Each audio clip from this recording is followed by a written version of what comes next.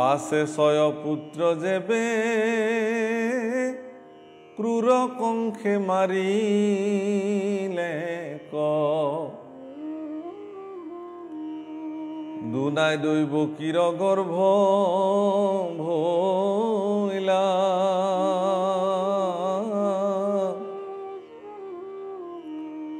পরম বৈষ্ণব তেজ যাহার অনন্ত নাম অংখে উদরত বাখ লইলা।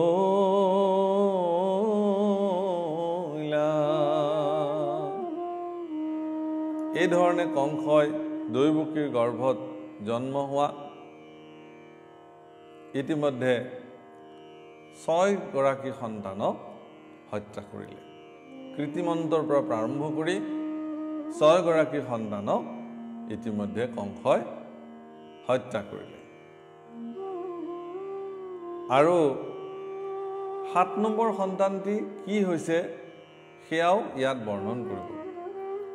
আচলতে 7 নম্বৰ সন্তানটি ভগৱন্ত পুৰুষৰ সহযোগী হৈ জগতলৈ অহাজন হ'ল বলোৰাম, বলভদ্ৰ বুলি যাক কয়। সৃষ্টি অনন্ত। ত্ৰেতাৰ যুগত ৰাম অৱতাৰত লক্ষ্মণ হৈ আহিছিল আৰু সকলো কথা জ্যেষ্ঠ ভাতৃ ৰামচন্দ্ৰৰ আজ্ঞা লৈ কৰিব লাগে কাৰণে কৈছিলে যে দাদা ইয়াৰ পিছৰবাৰ যদি মই আহিবলগীয়া হয় তেনেহ'লে মই কিন্তু এইবেলি ডাঙৰ হৈ আহিম। আৰু সেই মৰ্মে কাম হ'ল। এইবাৰ তেওঁ জ্যেষ্ঠ হৈ আহিছে বলভদ্ৰ। মায়াৰ দ্বাৰা দৈবকীৰ অষ্টম মাসত গৰ্ভত বলোৰামক গৰ্ভৰ পৰা লৈ গৈ ৰোহিণীৰ গৰ্ভত স্থাপন কৰিলে আৰু ৰোহিণীৰ গৰ্ভত বলভদ্ৰৰ জন্ম হ'ল ভগৱন্ত পুৰুষৰ জ্যেষ্ঠ ভাতৃৰূপে।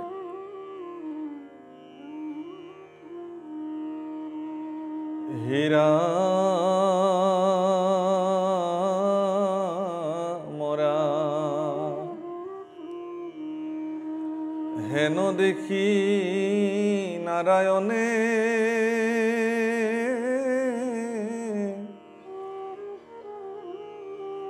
আদেশ কৰিলা পাছে মহামায়া গোকুলক যা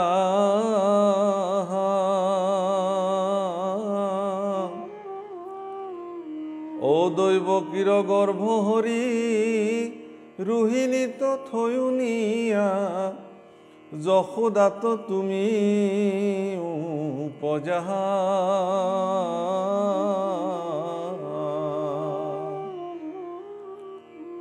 গতিকে দৈবকীৰ সপ্তম গৰ্ভত স্থিতি হোৱা অনন্তক বৈষ্ণৱ তেজেৰে দৈবকীৰ গৰ্ভত স্থিতি হোৱা দেখি ভগৱন্ত পুৰুষে মায়াক আজ্ঞা কৰিলে যে হে মহামায়া তুমি যোৱা, তুমি আই দৈবকীৰ গৰ্ভৰ পৰা এই সপ্তম নম্বৰ সন্তানটি অৰ্থাৎ অনন্ত স্বয়ং বলভদ্ৰ তেওঁক লৈ যাবা, লৈ গৈ ৰোহিণীৰ গৰ্ভত থাপিবা আৰু তুমি স্বয়ং নিজেও যশোদাৰ গৰ্ভত জন্ম হ'বা।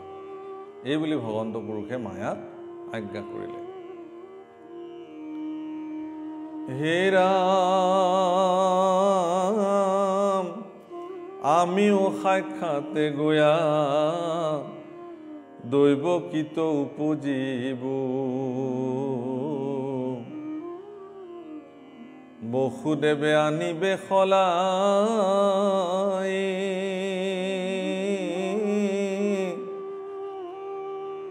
ও দুৰ্গা ভদ্ৰা কালী আদি হইবে কত তোমাৰ নাম থাকি বালু কৰ পূজা খাই।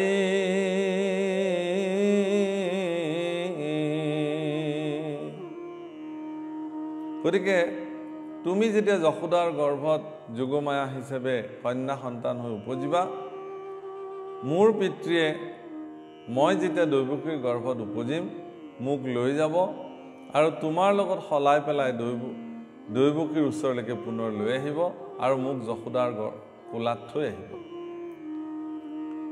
এইখিনি কাম তুমি কৰিব লাগে আৰু এইখিনি কাম কৰাৰ কাৰণে তেওঁক ভগৱন্ত পুৰুষে উপহাৰ দিলে কি যে তাৰ পিছত তুমি পৃথিৱীত দুৰ্গা, কালী, ভদ্ৰা নামেৰে বিভিন্ন নামেৰে থাকিবা আৰু লোকসকলে তোমাক পূজা কৰিব, সেই পূজা তুমি খাই থাকিব পাৰিবা, এই বুলি ক'লে। হে ৰাম হেন শুনি মহামায়া দৈৱকীৰ গৰ্ভ নিয়া, অৰোহিণীৰ গৰ্ভে দিলা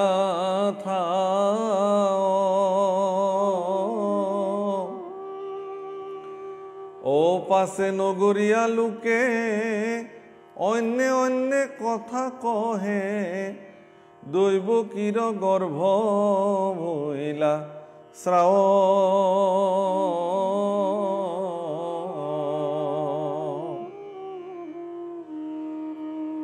আৰ অনন্তৰে দেব হৰি ভকতৰ ভয়হাৰি,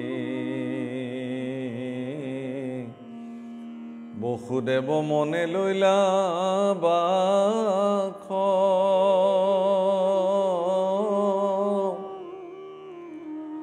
ও পৰম বৈষ্ণৱ তেজ মনে লইলা বসুদেৱ, সূৰ্য যেন কৰন্ত প্ৰকাশ।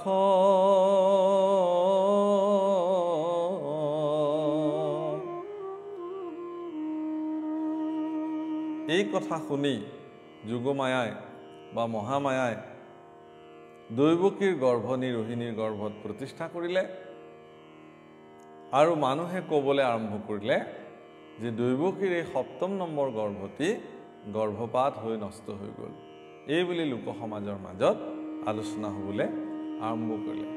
আৰু কংসইও জানিলে যে ৭ম গৰ্ভৰ সন্তানটি মই হত্যা নকৰাকৈ গৰ্ভতেই ইয়াৰ মৃত্যু হ'ল, এই কথা কংসলে বাতৰি গ'ল। ইয়াৰ পিছত ভগৱন্ত পুৰুষৰ তেওঁৰ আহিবৰ সময় হ'ল আৰু তেওঁ দৈৱকীৰ গৰ্ভত স্থিতি হোৱাৰ আগতে পৰম সন্ত পুৰুষ বসুদেৱৰ মনত ভগৱন্ত পুৰুষে নিবাস কৰিলে। বসুদেৱৰ মনোজগতত নিবাস কৰি বসুদেৱৰ ঔৰসজাত হৈ দৈৱকীৰ গৰ্ভত স্থিতি হৈ ভগৱন্ত পুৰুষ পৃথিৱীলৈ আহিব পূৰ্ণ অৱতাৰে, বসুমতীৰ নিবেদন মৰ্মে, ব্ৰহ্মাৰ প্ৰাৰ্থনা মৰ্মে। আৰু এইবাৰ অৱতাৰতে ভগৱন্ত পুৰুষে দুষ্টক দমন কৰিব, সন্তক পালন কৰিব আৰু ধৰ্মৰ প্ৰতিষ্ঠা কৰিব।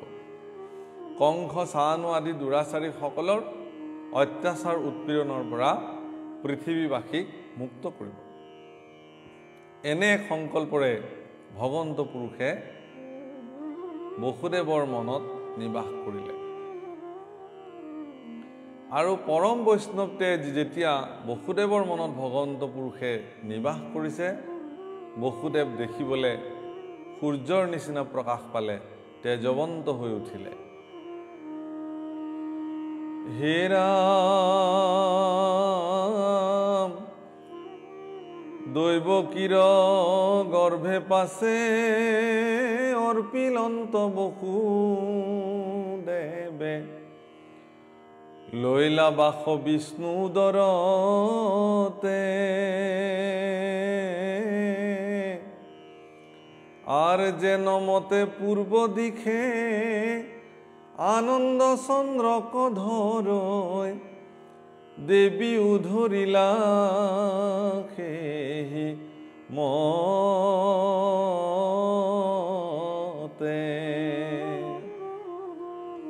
এই ধৰণে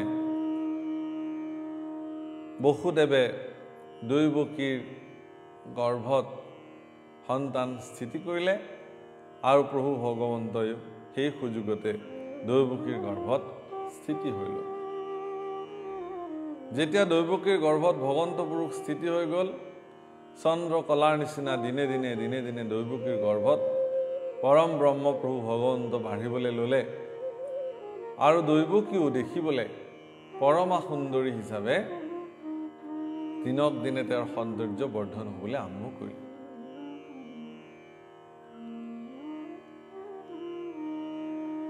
হে ৰাম হৰিক গৰ্ভত ধৰি প্ৰকাশন কৰা সতী আৰ বন্দী কৰি আছে কংস নৃপে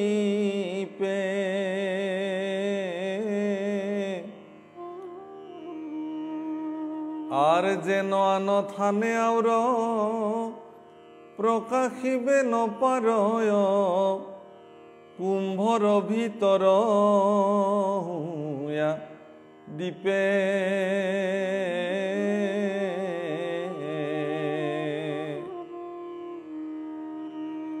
স্বয়ং ভগৱন্ত পুৰুষ সমগ্ৰ বিশ্ব ব্ৰহ্মাণ্ডৰ যিজন মালিক, সৃষ্টি স্থিতি অন্তকাৰী দেৱতা, পৰম ভজন্য দেৱ ভগৱন্ত কৃষ্ণ দৈৱকী মাতৃৰ উদৰত আহি স্থিতি ল'লে।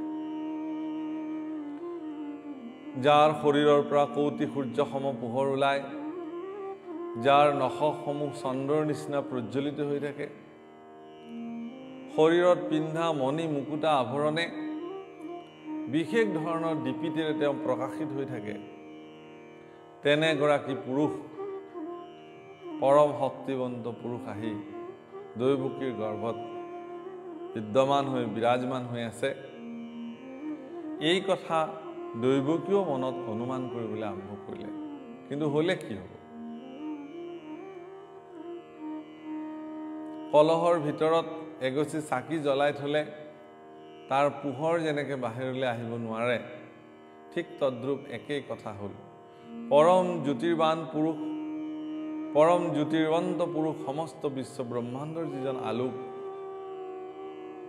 সমস্ত পোহৰৰ যিজন উৎস, সেয়া প্ৰভু ভগৱন্ত আজি দৈৱকীৰ গৰ্ভত আহি বহি আছে। অথচ দৈৱকীয়ে যেন প্ৰকাশ কৰিব বিচৰা নাই। কিন্তু তেওঁ মনতে অনুভৱ কৰিছে যে এয়া সাধাৰণ পুৰুষ নহয়, মোৰ গৰ্ভত স্বয়ং প্ৰভু ভগৱন্ত আহি যেন বিৰাজমান হৈছে।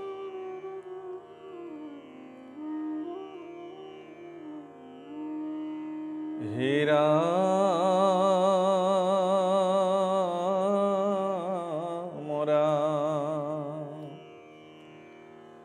দিনে কদে খিলে কংস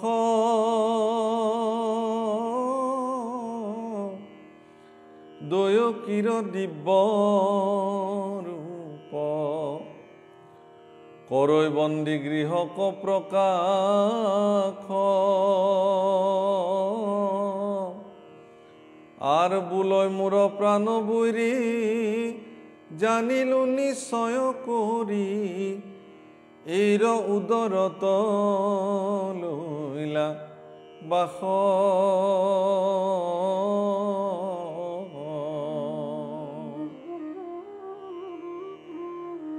এদিন হঠাৎ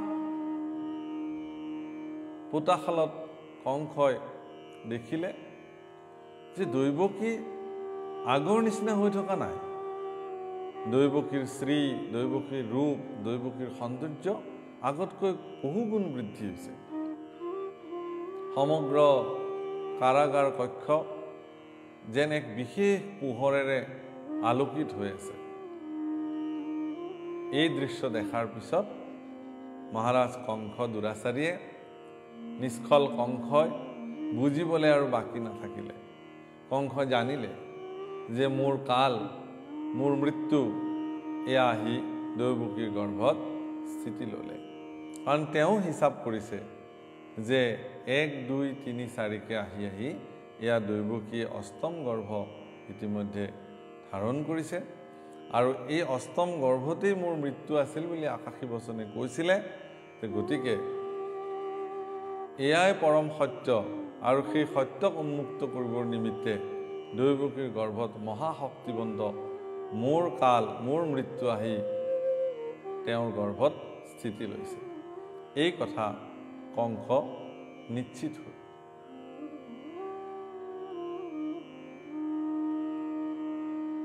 হেৰা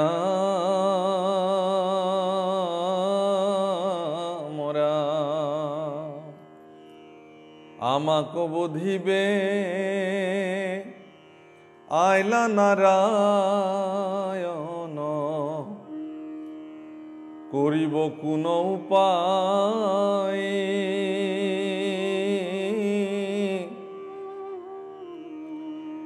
আৰ দৈবকী কুমাৰী যদি ৰক্ষা যাও সিহেতু বড় অন্যায়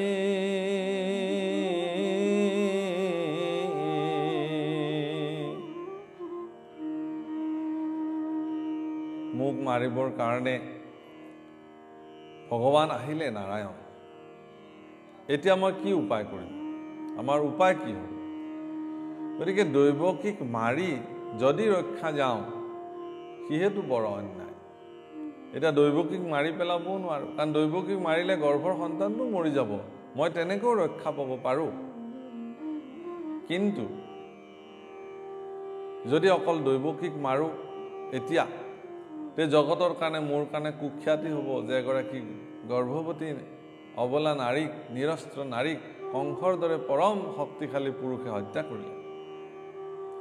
ইতিমধ্যে এই কথা বসুদেৱে কৈ থৈ দিছে যে তোমাৰ যশস্যা কৃতিত্ব সমস্ত জগতত পৰিব্যাপ্ত হৈ আছে হে মহাৰাজ। গতিকে যদি তুমি দৈৱকীক এই সময়ত হত্যা কৰা তেলে তোমাৰ এই কৃতিত্ব আৰু যশস্যাত বিঘিনি ঘটিব বা এই যশস্যা ম্লান হৈ যাব। জগতৰ লোকে তোমাক সেই সুখ্যাতি আৰু যশস্যা আৰু হয়তো নিদিব। কিন্তু দৈৱকীৰ গৰ্ভত ভগৱন্ত পুৰুষ অহা বুলি জানিয়েই কংসৰ কিন্তু মনত লাহে লাহে লাহে লাহে এক ভয়ৰ সঞ্চাৰ হ'বলৈ আৰম্ভ কৰিলে। গতিকে সেই ভয়ে আচলতে কংসৰ কাৰণে যেন মৃত্যুৰ সমাগত হ'ল। ইয়াৰ পিছত কংসই কি সাধন কৰিলে বা দৈৱকীৰ কি হ'ল এই সম্পৰ্কে আমি আমাৰ পৰৱৰ্তী সময়ত আমি পুনৰ আলোচনা কৰিম আপোনাসমৰ মাজত। কৃষ্ণ।